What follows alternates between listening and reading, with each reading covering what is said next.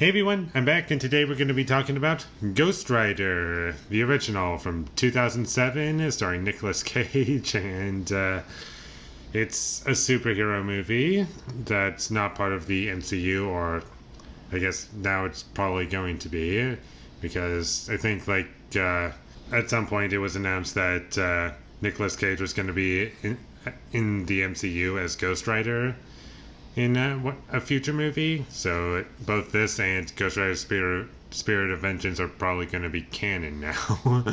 Well, until when that movie happens, if that makes sense. And I decided to revisit this film because I haven't seen it in a while. I have seen it before, as well as the sequel.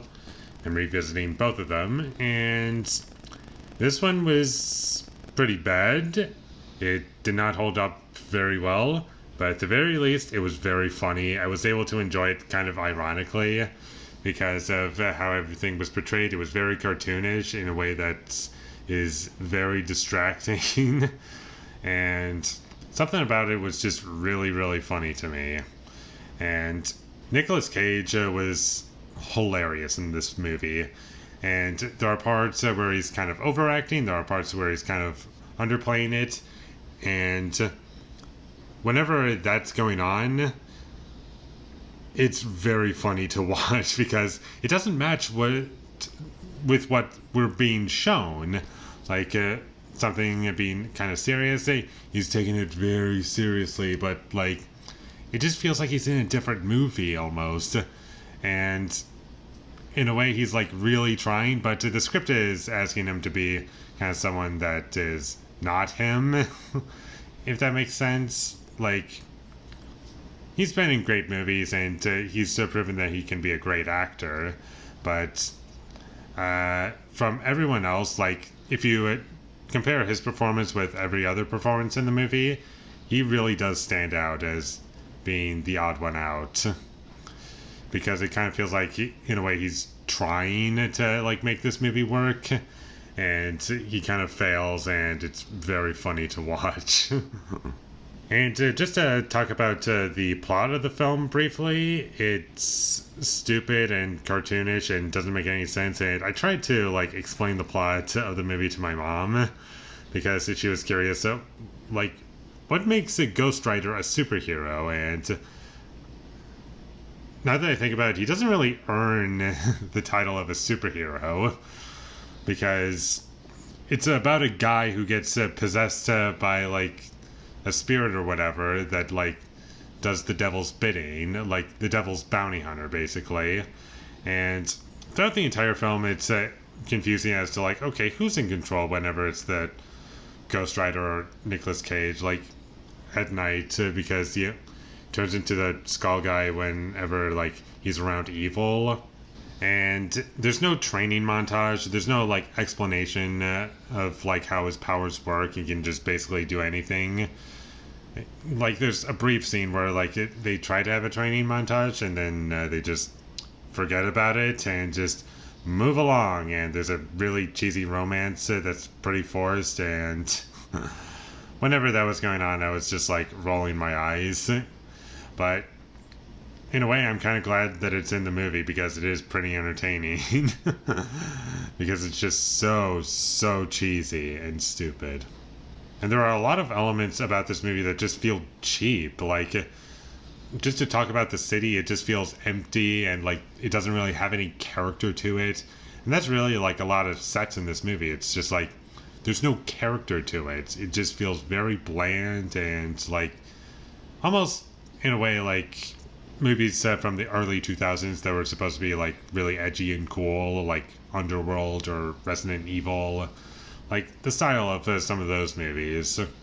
And this movie was trying to, I guess, replicate that in a way with some of the nighttime scenes, and I guess they succeeded, but it's not a compliment to the film because it doesn't really do the film any favors. And the special effects were mostly dated. Sometimes they looked fine, especially with like Ghost Rider. I thought he looked the best out of everything that was in the movie. Like his bike looked like CG, and there's a lot of like noticeably bad CG in the movie.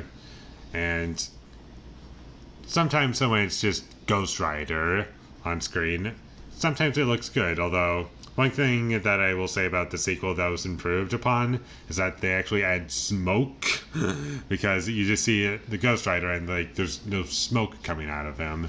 It's like, okay. And also he's like invincible throughout the entire film. Like he gets shot multiple times and that does nothing to him. And is he supposed to be invincible when he's the Ghost Rider?